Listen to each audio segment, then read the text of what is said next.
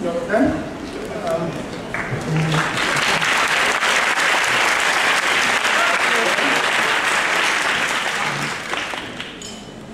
Тук ми казаха, че е така доста неочаквано на сериозен човек от правителството, особено финансов министър, да идва на такива неща. Аз съм свикнал да идвам на такива неща в предишната си работа в Америка, така че това е първото такава възможност, така че съм радостен всъщност, че съм с вас.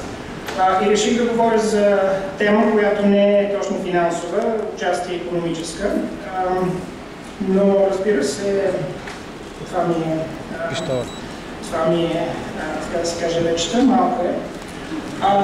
Но е нещо, което и мен ме занимава като част от правителството, предполагам всички вас ви занимава. И общата тема е как можем да променим облика на България, така че и вътре в България, българите, и навън, чужденците, да мислят за България по-положително. Защото ако следите новините навън, аз редовно следя финансови новини и въобще новини на английски, разбира се, на немски, голяма част от новините на България или са отрицателни, все още, както примерно убийството тази седмица беше отразено от New York Times, Financial Times, Christian Science Monitor, всички големи вестници, които нормално техните читатели не знаят къде е България, но като стане нещо от това, веднага влиза в големите новини. А това, че България примерно ще завърши 2009 година с най-малкия дефицит в Европейския съюз, все още не се пише. И въпросът е как да се пишат такива неща, но това е сравнително скучно, но никой не му пука толкова чак какъв е дефицит. Какви са по-големи теми, по-интересни теми, където голяма част от обществото и българското, и чуждото ще се запали, ако става нещо добро. И аз от едно време от няколко месеца си мисля за една такава тема, която е Зелена България. Малко е неочаквано, може би, от мен да излиза темата, но тя има икономическа част и затова реших да говоря за това. Та Зелена България за мен е едно нещо, което в следващите няколко месеца и години, до края на нашия мандат, ние реално можем така да направим серия от реформи или промени в мисленето и на правителството, и на бизнеса, и на обществото, че след 3-4 години, като се мисли за България в Европа, може би и в света, да казва, това е едно от нещата, които ние асоциираме името България, е Зелена България. И аз, понеже съм така човек-икономист, винаги мисля кои са 10-те неща, които аз бих направил, за да променя, за да тръгна нататък да почне имиджа, така че съм си написал 10 точки, които може би не са най-важните точки, но поне може да се мисли по тях. 10-те неща, които според мен можем да почнем да правим, за да се промени имиджа на България, поне от една гледна точка, и да се мисли като Зелена България. Номер едно, аз съм си го написал на английски, ще пробвам така. Номер едно, това е чиста енергия. Значи, много се говори в България и в света какъв тип енергия да се използва, атомна енергия, алтернативна, както се казва, енергия. Всъщност алтернативните енергии са много типове. Слънчева, biofuels и така нататък. Но тая тема, макар че не е нова за България, някакси не е била до сега поне много свързана с темата Зелена България. Повече е свързана каква ни е енергийната политика. Та може много да се направи тази тема за зелена енергия или по-скоро чиста енергия да влезе в темата Зелена България. Там и правителството може да направи много неща, и обществото може да направи неща.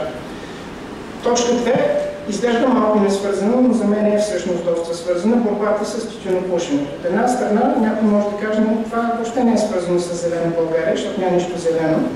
Но от друга страна пък, ако някой идва, сяда, особено ако идва от Щатите или от някоя държава, където вече пушенето е доста по-малко, сяда някъде в центъра на София, го опушват от всички страни, някакси след това да ги убеждаваме, че България е зелена, не става. Поне за мен така беше културен шок да сядам някъде и да ме опушват от всякъде, включително и в правителството. Но там се прави. И това, разбира се, е свързано не само с дали се пуши или не, а е свързано и с здравето на българите. Една част от Зелена България е хората да живеят по-дълго и да могат да спортуват, да ходят по екопътеки и така нататък. Това беше точка номер 2. Точка номер 3, може би най-така свързана с икономиката, това са органични храни. Въобще производство на органични храни. В България селското стопанство е доста забавнало в последните 20 години, в смисъл малка част от обработваемата земя се е използвала, което от една страна е много лошо до сега, от друга страна всъщност е нещо хубаво за развитие на органичните храни. Защо? Защото понеже не е използвана земята, няма пестициди и този тип неща. Смисъл, ако сега почне да се използва земята, в големи части от България, доста честно може да се каже, че всъщност това е органична храна, ако от тук нататък не се използват пестициди, просто понеже там не са използвани с дълго време. И селското ни стопанство доскоро много се говореше къде е бъдещето на икономиката на България, високи технологии, не знам си какви неща. Да, по принцип ще е хубаво да имаме и това, но реално, ако се погледне икономическата история на света, каквото се е правило преди, това се прави и сега, но по-добре. И това са всъщност големите сектори, така че в България селското стопанство е такъв сектор. Преди сме го имали, западнало е доста, сега може пак да се развие, но да стане в темата органични храни. И с това да пробием и в България, да променим начина на живот, в този случай кулинарен живот на българите, и да излезем навън. Това беше номер 3. Номер 4, тук съм написал Save the Beaches. Значи цялата тема за развитие на туризма, хората казват, че... разбира се.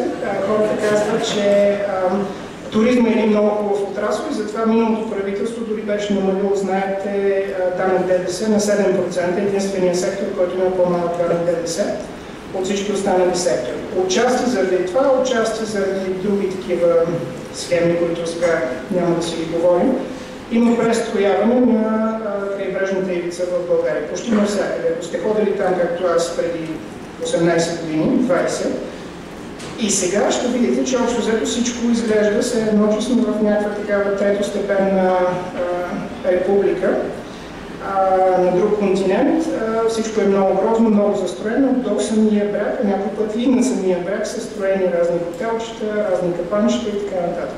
Това, ако не се промени в бързо време, вече има няколко примера, където това правителство е разрушавало този тип обекти. Se надявам, че тепърва това ще стане в по-голям мащаб. Един вид нашите хора, както сега се случва, отиват в Гърция, отиват в Турция, отиват в Испания и така нататък. Сме си загубили, това и като туризъм, но сме си го загубили като екология. Така че това според мен е необходимо да се направи и може да се направи. Номер 5. Саниране на сгради. И публични и частни сгради. Един вид по-енергоспестяема технология в България. Тая тема